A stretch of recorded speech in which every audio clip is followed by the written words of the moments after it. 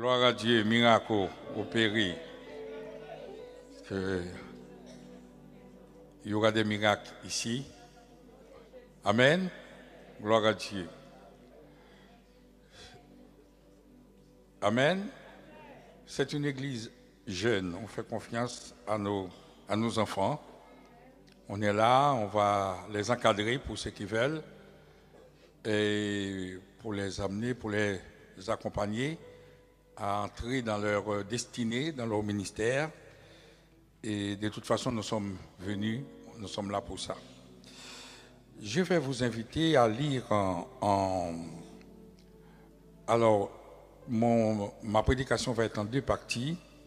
Je vais donner quelques témoignages, une partie de mon témoignage. Mais avant tout, je vais introduire ce temps par une lecture. Le thème que je voulais aborder avec vous ce matin, c'était le combat spirituel. Or, dans le combat spirituel, c'est tout un programme. C'est la Genèse, déjà Genèse 3,15. C'est l'annonce du combat. Christ a mené ce combat sur le bois du Calvaire, et ça, on va rester un petit peu dessus. Et il nous donne ce don, cette grâce à nous-mêmes maintenant de continuer ce combat jusqu'à ce qu'il revienne nous chercher. Et donc, c'est toute la Bible, hein, depuis Genèse à l'Apocalypse, hein, on peut parler du combat spirituel. Et je vais lire pour vous 1 Pierre 3, versets 18 à 20. Et on pouvait aussi lire, mais je n'aurai pas le temps, Éphésiens 4, 8 à 10, et Luc 16, 19 à 31. Mais je vais lire seulement 1 Pierre 3, 18 à 20. Christ aussi a souffert une fois pour les péchés, lui juste pour les injustes, afin de nous amener à Dieu. Ayant été mis à mort quant à la chair, mais ayant été rendu vivant quant à l'esprit, dans lequel il est allé prêcher aux esprits en prison, qui autrefois avaient été incrédules, et lorsque la patience de Dieu se prolongeait au jour de Noé, pendant la construction de l'arche, dans lequel un petit nombre de personnes, c'est-à-dire 8, furent sauvées à travers l'eau. Amen.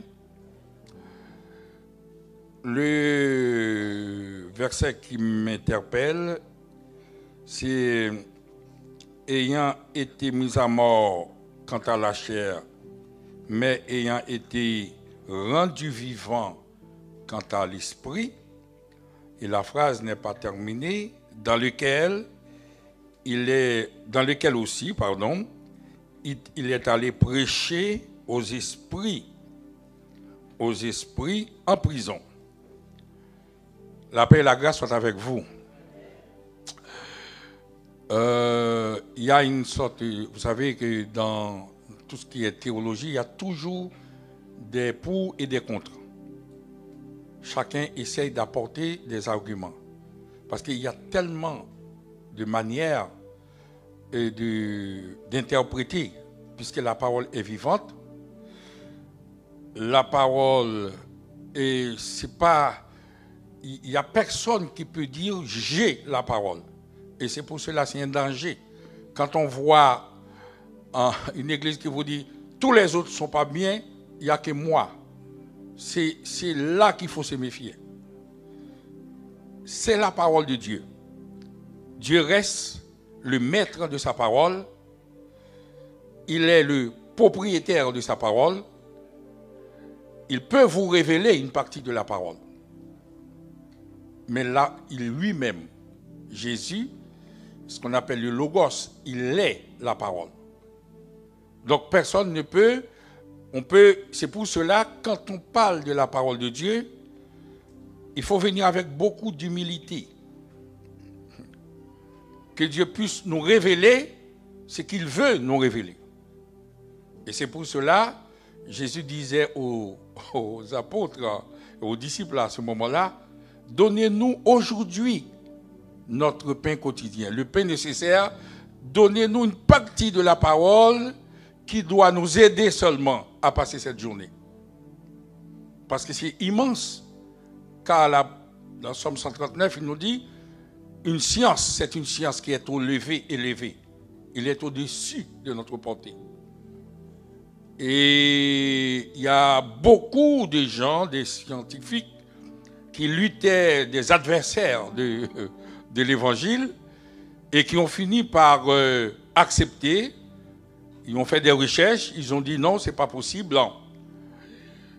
La coordination des choses, comme il parle dans Romains 1er, la perfection invisible.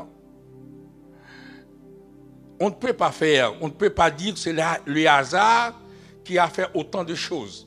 Ce n'est pas possible. Il y a une main qui est derrière. Et c'est pour cela qu'il y a beaucoup de gens qui étaient contre, des scientifiques, des hommes qui font des recherches, ils finissent par reconnaître qu'il y a la main de Dieu qui est derrière tout ça. Ce matin, on va se poser la question, puisqu'il s'agit du combat spirituel, où était Jésus pendant qu'il était sur la croix, avant sa montée? 40 jours après, il est monté. Donc on l'a dans les livres des Actes des Apôtres. Et il a été mis à mort. Et maintenant, pendant ce temps-là, pendant les 3 jours, il y a eu beaucoup de discussions. Et ce verset nous apporte une partie de réponse pour nous dire qu'il était allé maintenant, et l'apôtre Paul va parler dans Éphésiens 4, il est allé dans les endroits inférieurs de la terre, il a ramené des captifs. Et quand nous lisons maintenant Luc 16, qui apporte beaucoup de choses dans l'homme riche et le pauvre Lazare, on a vu qu'il y a une nette séparation et dans le séjour des morts. Donc, avant la venue de Christ, avant la mort et la résurrection de Christ, il y avait des gens qui étaient sauvés. Les gens qui étaient sauvés par la foi d'Abraham. Parce que Abraham était le père de la foi. Et les Moïse et même Abraham étaient ce qu'on appelle dans le séjour des morts. Dans le séjour des morts, il y avait... le séjour des morts est divisé en 2 parties. Le séjour des morts est divisé en 2 parties. Je vais vous dire ça, c'est très important, mes bien-aimés, avant de prêcher. 2 parties. Il y a une partie pour les sauver. Maintenant, une partie les sauver. Mais ces sauvés-là étaient à l'attente. Puisqu'ils avaient la foi d'Abraham, mais Abraham ne pouvait pas sauver. Donc il a fallu attendre la mort et la résurrection de Jésus, parce que c'est seule la mort et la résurrection de Jésus qui pouvaient donner maintenant l'accès à la vie éternelle. Donc, c'est pour cela qu'il nous dit ici, il est allé prêcher aux esprits et en prison. Voilà, c'est une manière de parler. On appelle ça forme langagière, une manière de dire les choses. Christ, pendant ce temps-là, il est descendu, il est parti chercher tous les morts qui étaient depuis longtemps, y compris Moïse, y compris tout le monde, Élie et tout ça, étaient dans le séjour des morts à ce moment-là et attendaient maintenant la mort de Jésus pour être maintenant avec Christ. Maintenant, quand il est descendu après sa mort, pendant l'espace de 3 jours, il est parti aller maintenant chercher ces gens-là qui attendaient. Et c'est pour cela, pour la mort, la Bible emploie 2 choses. Il emploie soit le sommeil de la mort ou il emploie la mort. Le sommeil, c'est pour ceux qui sont en Christ, qui sont en train, c'est comme si quelqu'un qui est dans un repos, un sommeil, c'est-à-dire que en attendant que la personne ne se réveille. Donc, c'est-à-dire que on parle de sommeil et on parle aussi des morts. Les gens qui sont morts, c'est-à-dire les gens qui sont morts dans le péché. Donc, à ce moment-là, quand on voit Lazare, le pauvre Lazare et Abraham, on voit qu'il y a deux endroits différents. Abraham, qui était là, qui qui symbolisait, ou bien tous les morts qui avaient ce qu'on appelle la foi en Dieu, à ce moment-là, se retrouvaient dans le sein d'Abraham, se retrouvaient dans le repos, se retrouvaient dans la paix, mais ce n'est pas encore dans le paradis, puisque Christ n'était pas encore venu, etc. Mais il y a un autre endroit de tourment, maintenant, de tourment. Là encore, ce n'est pas encore l'enfer, mais c'est un endroit de souffrance, en attendant maintenant, en attendant le grand jugement, en attendant l'enfer. Et le premier grand combat, parmi les combats qui ont été menés, et c'est ce combat-là. Jésus devait mourir parce qu'il est mort, il a une raison. Il n'était pas mort aux yeux de tous pour montrer qu'il est mort. Il était mort pour nos péchés. Il était mort, la Bible nous dit dans Ésaïe 53, pour nos maladies. C'est de nos maladies, c'est de nos souffrances, c'est de nos faiblesses, c'est de nos chutes, c'est de nos limites, c'est de nos incapacités, c'est de tout ce qui est aujourd'hui. On souffre après. Jésus a tout payé et tout ça. Mais à ce moment-là, les clés maintenant de ce jour des morts étaient aussi le diable aussi, avait aussi une autorité puisqu'il y avait une partie et tout ça. Donc, quand Jésus est allé, la Bible nous dit qu'il a dépouillé Satan. Il a enlevé ce pouvoir. Il a emmené des captifs. Il a pris les clés de la mort. Il a pris les clés de ce jour des morts. Et il a délivré maintenant tout le monde, ceux qui devaient être délivrés. La Bible nous dit qu'il a amené des captifs et il nous a libérés. Maintenant, quand on est mort, on n'est pas encore allé dans le sein d'Abraham, puisque Jésus est mort. Et c'est pour cela qu'il a dit à Olaon qui était à sa droite, aujourd'hui, tu seras avec moi dans le paradis. Chaque personne qui quitte cette terre, nous nous retrouvons maintenant avec Christ en attendant son retour, en attendant le son de la trompette, en attendant la voix d'un archange, et il reviendra nous chercher, etc. et tout ça. Et c'est pour cela maintenant qu'il nous donne, la Bible nous dit, il fait des dons aux hommes. Il nous donne la possibilité de combattre. Il nous a dit, il équipe l'Église par le Saint-Esprit. Il a dit, je vous donne le pouvoir de marcher sur les lions, sur l'aspic, et rien ne pourra nous nuire au nom de Jésus. Parce que lui-même possède déjà les clés de tout ça. Et maintenant, c'est lui qui a le pouvoir. Il a le plein pouvoir. Et il nous donne ce pouvoir. Et il donne ce pouvoir à l'Église, et mes bien-aimés, et c'est pour cela qu'on a parlé des combats spirituels. Maintenant, nous avons l'autorité, nous avons le pouvoir. Dieu équipe l'Église pour tout type de combat spirituel, et il nous donne aussi la victoire par le sang de Christ. Chaque personne est dans la victoire. Chaque personne détient le pouvoir. Et c'est à nous maintenant de faire en sorte de faire valoir ce que Dieu nous donne. Et c'est pour cela, on dit bien souvent, nous allons dans le camp de l'ennemi pour arracher ce que le diable a volé. Le diable a volé beaucoup de choses, mais aujourd'hui, c'est à nous. C'est à nous de récupérer. Dieu a équipé, il est mort, il est ressuscité, il est parti maintenant chercher, maintenant et paralyser Satan, dépouiller l'ennemi. Il a livré un spectacle et il nous donne ce pouvoir au nom de Jésus. Alors, ce combat, mes bien-aimés, c'est un combat à notre portée. C'est un combat qui était au départ, on ne pouvait pas maîtriser. Et c'est pour cela, mes bien-aimés, aujourd'hui, non seulement on a le pouvoir de guérir, mais on a le pouvoir de ressusciter. On a le pouvoir, mes bien-aimés, on peut faire beaucoup de choses au nom de Jésus.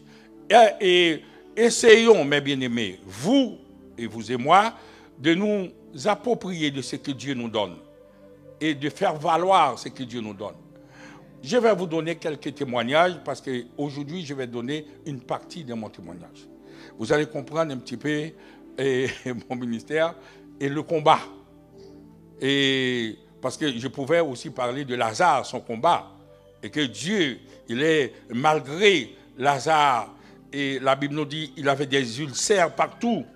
Mais si son corps, personne ne pouvait respirer l'odeur que son corps dégage, mais le cœur de Lazare était le temple du Saint-Esprit. Mais parce que la Bible nous dit, si le corps est détruit, mais nous avons ici quelque chose. Et c'est ça qui compte, mes bien-aimés. Et dans le combat spirituel, il ne faut pas, c'est pas le faire voir. Ça n'a rien à voir. Dieu regarde au cœur. Dieu sonde les cœurs. Et il y a des fois, mes bien-aimés, dans des combats, on n'a même pas besoin de prier.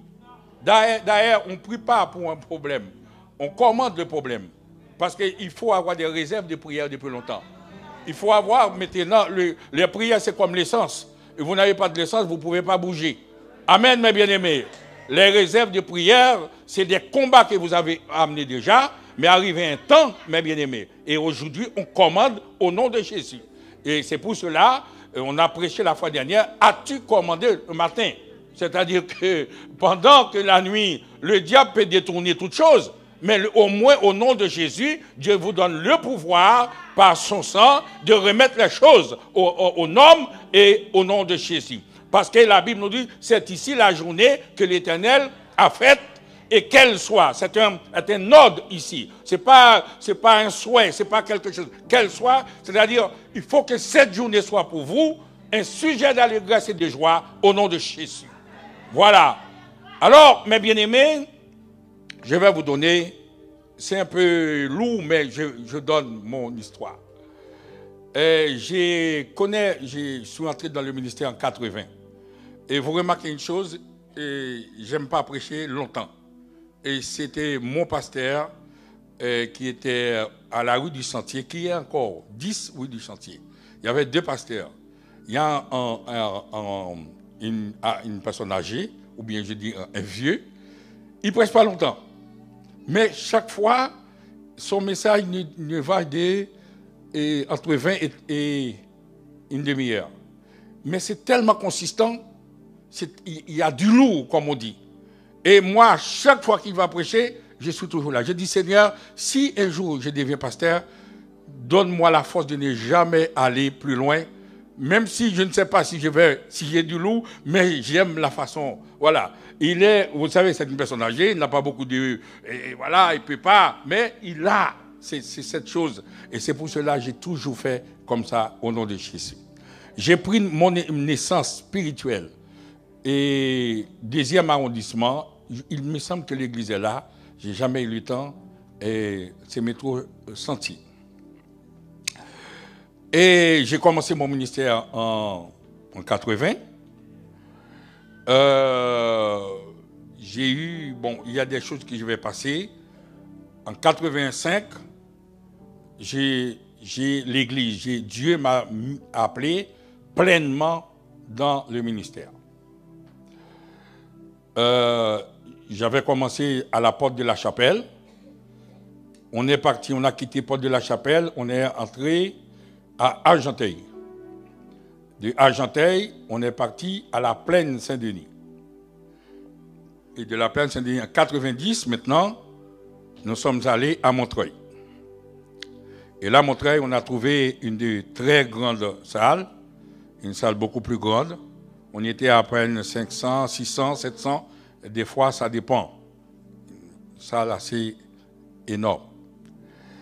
Et dans cette salle, l'église, là, on a du monde et les choses allaient ensemble. Mais arrivé un temps, dans cette église, on ne pouvait pas payer. On devait beaucoup d'argent. Chaque mois, il n'y a pas d'argent. Et tout le monde est là. On est arrivé, ensuite, on ne pouvait pas payer l'électricité. Jusqu'au jour, ils sont venus, ils ont coupé l'électricité à l'église. Et comme vous devez savoir, mes bien-aimés, avant que EDF coupe, ils mettent du temps. Ils envoient des lettres commandées, ils essayent d'appeler tout ça, et tout. Ils ont tout fait. C'est-à-dire qu'il y a presque 6 mois ou un an, on n'arrive pas à payer. On n'a pas payé le loyer, il n'y a pas d'électricité, et quelques moments après, c'est l'eau. L'eau aussi, c'est pareil, à force de... Voilà. On était complètement dans le TTM. On paye l'eau, l'électricité et les loyers. Et tout le monde était là. Là, je vous dis le combat spirituel. Et pourtant, ça a marché, et jusqu'au jour en 80, déjà en 96, j'étais allé en Haïti, avec toute ma famille, j'étais attaqué. 99, 3 ans après, on a eu une division énorme. Il ne restait pas grand monde dans cette église. Très peu de personnes. Le premier jour, maintenant, quand les gens sont partis, j'étais allé voir maintenant le propriétaire. Je lui ai dit, est-ce qu'il va me garder? Je vais prendre un engagement pour payer maintenant tous les arriérés, tout ce qu'on n'a pas payé. Le propriétaire, il a dit, bon, monsieur, puisque vous avez la franchise de venir, je croyais que vous allez partir et tout ça parce que la dette est énorme. Voilà ce qu'on va faire. Si vous pouvez payer, payez maintenant le loyer, commencez à payer les loyers. Maintenant, tout ce qu'on a, votre dette, on va voir après. Mais je vais vous donner un délai de 6 mois, payez déjà, et puis après, on va étaler la dette. Là, c'était une première victoire. Parce que je croyais que le monsieur allait me mettre à la porte et tout ça. Alors, quand les gens sont partis, alors non, c'est pas avant d'arriver là.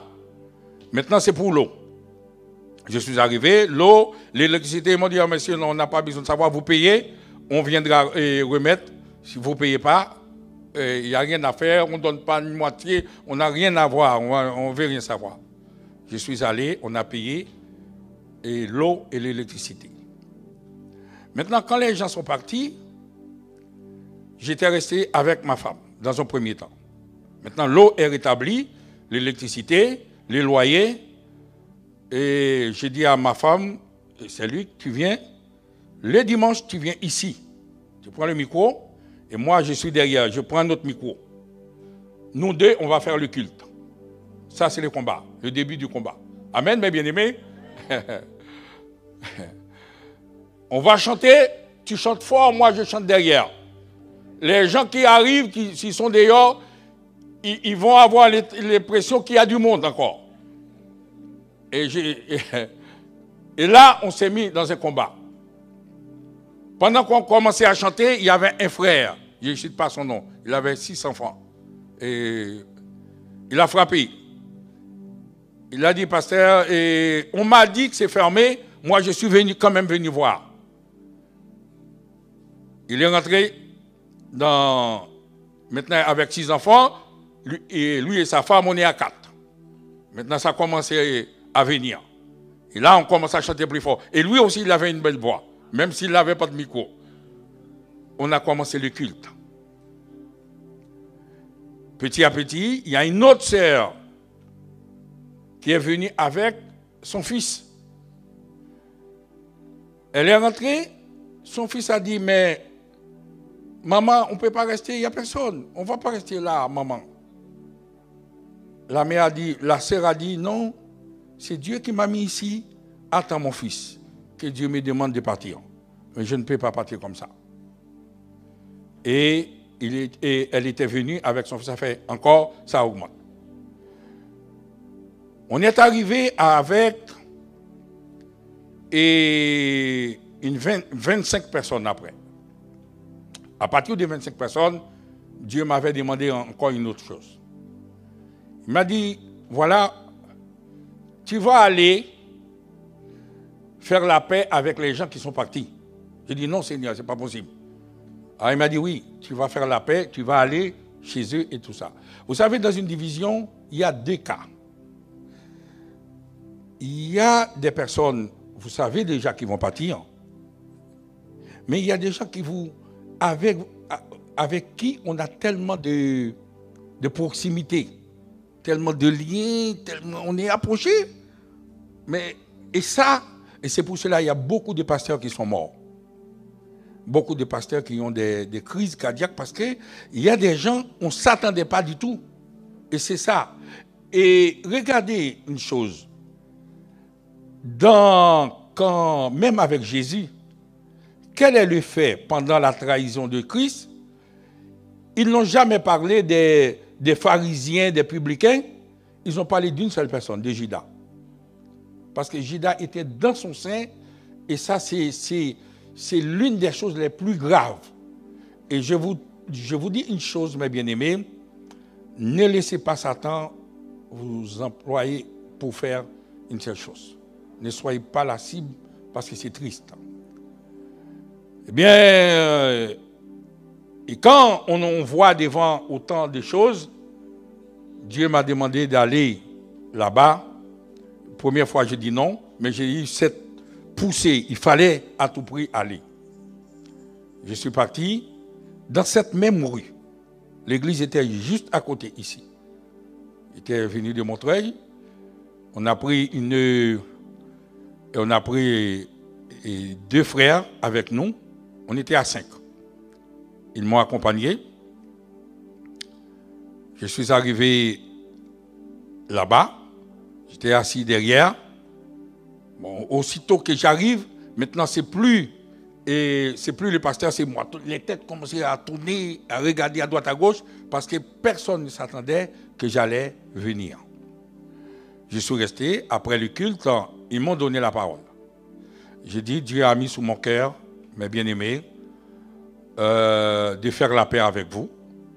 S'il y a quelqu'un parmi vous à qui je faisais des choses, je vous demande pardon, etc. Mais je ne peux pas dire, voilà, mais c'est ce que Dieu me demande de faire. Voilà, ils ont écouté, j'ai pris mes affaires, je suis parti. Quelque temps après, j'ai trouvé cette salle. Il s'est passé quelque chose. Pendant eux-mêmes, ils étaient là-bas. Le maire a demandé à l'église qui était là-bas de partir. Ils ont tout fait. Le maire a dit, je ne veux plus de vous, vous devez partir. Etc. Donc, jusqu'à ce qu'ils déménagent. Et moi, je suis allé, quelques temps après, le même maire, je lui ai demandé de venir ici. Je suis arrivé, j'ai dit au maire, monsieur le maire, je ne vais pas m'installer ici dans votre ville sans votre autorisation. Je viens de vous demander votre autorisation. Il m'a dit, monsieur Saint-Louis, personne ici ne vient me demander, je vois les gens installés un peu partout. Maintenant, puisque vous faites comme ça, vous venez me voir, je vous donne l'autorisation.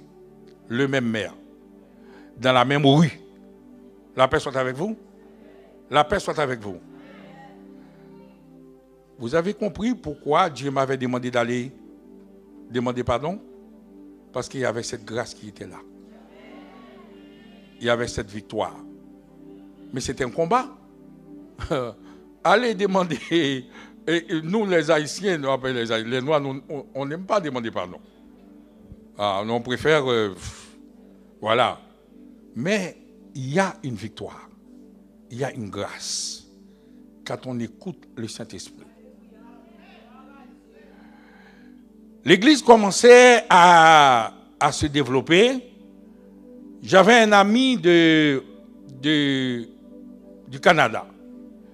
Il m'a dit, pasteur, je connais un grand homme de Dieu.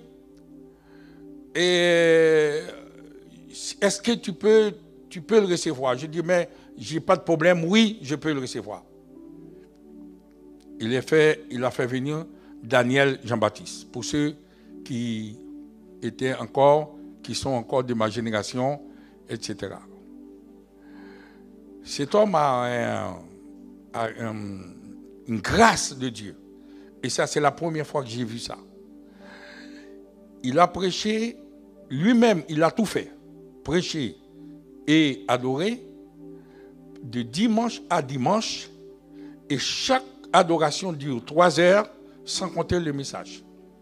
Pratiquement 5 heures d'adoration avec, voilà, et ce monsieur, ses frères restent avec la voix, sans être fatigués, etc., et tout ça. Avant de partir, il m'a dit quelque chose. Il m'a dit, pasteur, Dieu a mis sur mon cœur de te lever. Il était sous la chair, il est descendu, il a dit, venez ici, monte. Et lui, il a prononcé des paroles de bénédiction sur ma vie. Et depuis ces jours-là, Dieu fait route avec moi. Il y a des problèmes, il y a des difficultés. Dieu m'a équipé pour cela.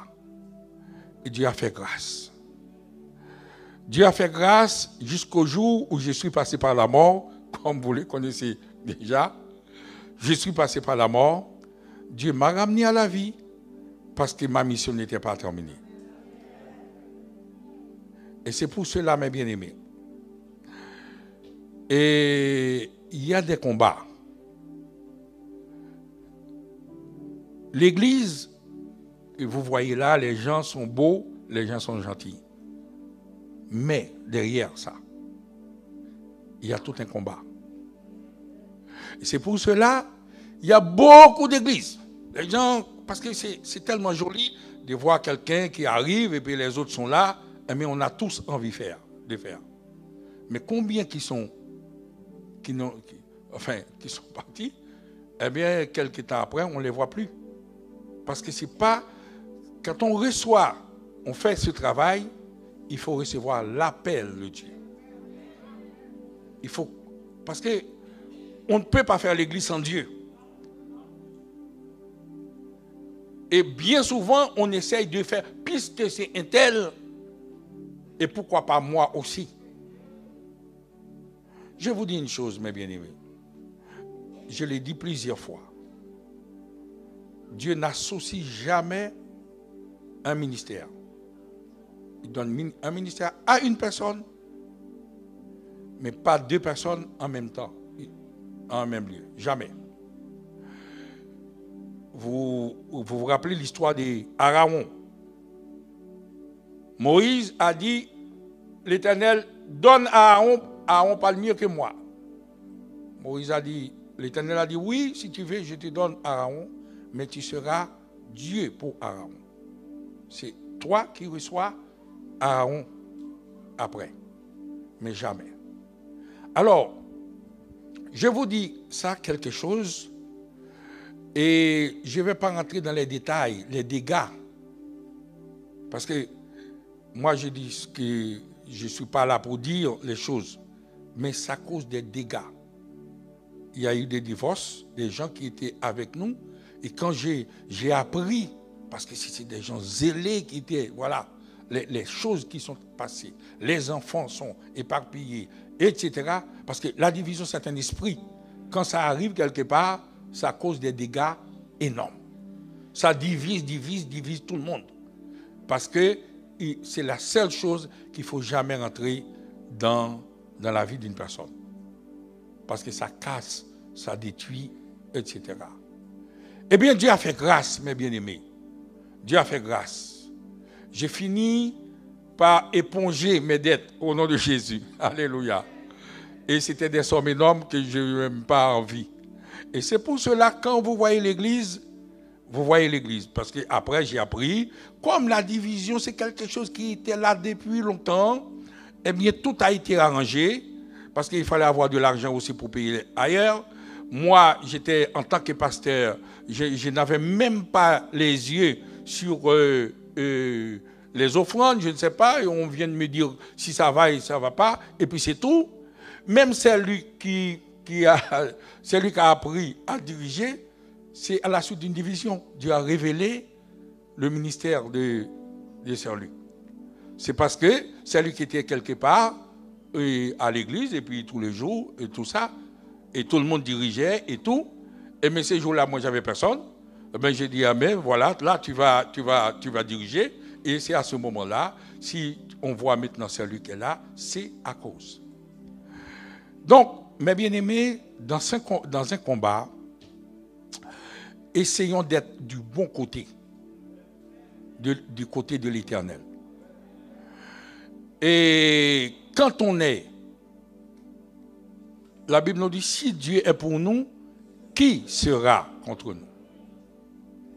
Qui sera contre nous? Et si vous voyez que je suis là, non seulement Dieu m'a béni, mais il m'a donné aussi, parce qu'il y a une capacité de supporter, par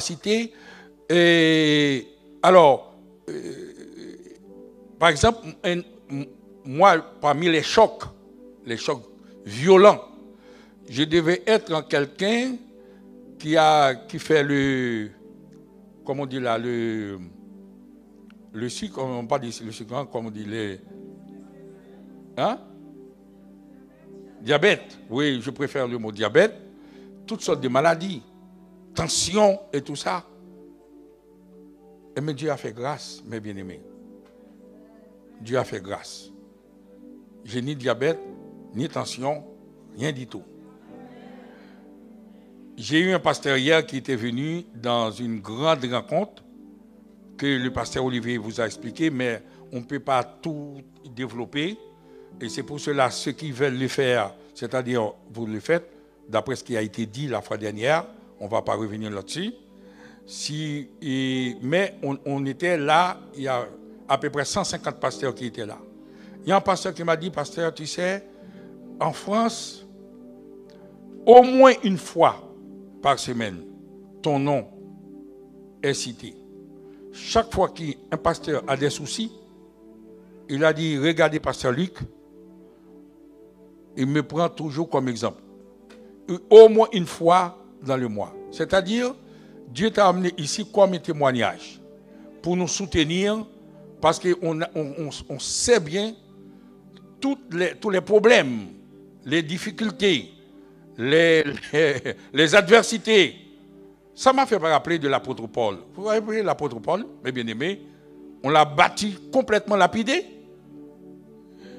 L'apôtre Paul, logiquement, on devait l'enterrer. Mais, c'est-à-dire, pour ces gens-là, sa vie ne valait même pas la peine de l'enterrer. On l'a laissé. Voilà. C'est une haine et tout ça. Et la Bible nous montre, le lendemain, pendant que les gens croyaient que l'apôtre, c'était fini, eh bien, ils ont trouvé l'apôtre Paul. Il y a même qui croyaient que c'était son ange, parce que ce n'est pas possible, parce que cet homme a été lapidé, etc. Mais la Bible va nous dire, plus tard, il va dire que personne ne me fasse la peine, car je porte en moi les marques de Christ. C'est après Christ, c'est l'homme qui a souffert. Mais aussi, c'est l'homme aussi. Après Christ, on sent qu'il avait reçu maintenant l'onction. À part de Christ, personne ne pouvait avoir autant d'action que l'apôtre Paul. Son mouchoir, Et tout ce qu'il a écrit en plus, les richesses, en très peu de temps, quand on lit une épître de l'apôtre Paul, on voit tout de suite Dieu, on voit tout de suite le Saint-Esprit, parce qu'un homme ne peut écrire autant de choses aussi profondes, aussi belles. Alors, mes bien-aimés, je voulais donner, pour comprendre un petit peu mon ministère, le but aujourd'hui, c'est comprendre un petit peu, pour prier davantage, pour être pour que nous puissions ensemble. Parce que quand on ne comprend pas, il y a des choses qui vous paraissent pas possibles. Oui, pourquoi ça, pourquoi ceci, pourquoi cela? Mais c'est parce qu'il y a un précédent et c'est parce que nous ne pouvons pas faire autrement. C'est parce qu'on doit faire comme ça. Alors, je vais céder le micro.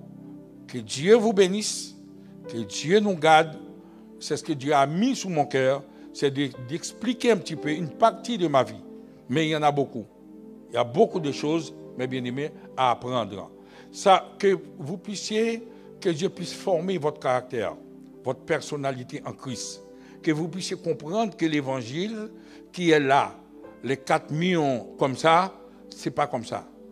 Et moi, j'ai des amis, c'est vrai, mais j'ai beaucoup d'ennemis. J'ai beaucoup d'ennemis. Mais ce n'est pas grave. Ce n'est pas grave, comme je vous ai dit, ce n'est pas à cause des ennemis que je vais avoir des diabète ni tension. Et au nom de Jésus, Dieu m'a fait grâce. Alors là, ça, je dors tranquille. Amen. Ah oui, ça, Dieu m'a fait grâce. Mais il faut avoir l'esprit du Seigneur sur toi. Voilà. Parce que sans compter mes bien-aimés, ce jour-là, il y avait des violences. Il y avait un frère qui était là, parce que le frère était au courant. Le frère m'a mis dans mon bureau avec les clés. Il voulait défoncer la porte. Est-ce que frère Smith est là, non? Il n'est pas là? Hein? Il dort. Il dort. Oh là là. Pourquoi le pauvre frère Smith, il était là. Il était là.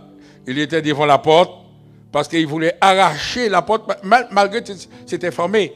Mais il fallait finir avec moi. Voilà. Arracher la porte. Le frère Smith était devant la porte. J'ai entendu la voix. Frère Smith a dit, vous passez sur moi d'abord, etc.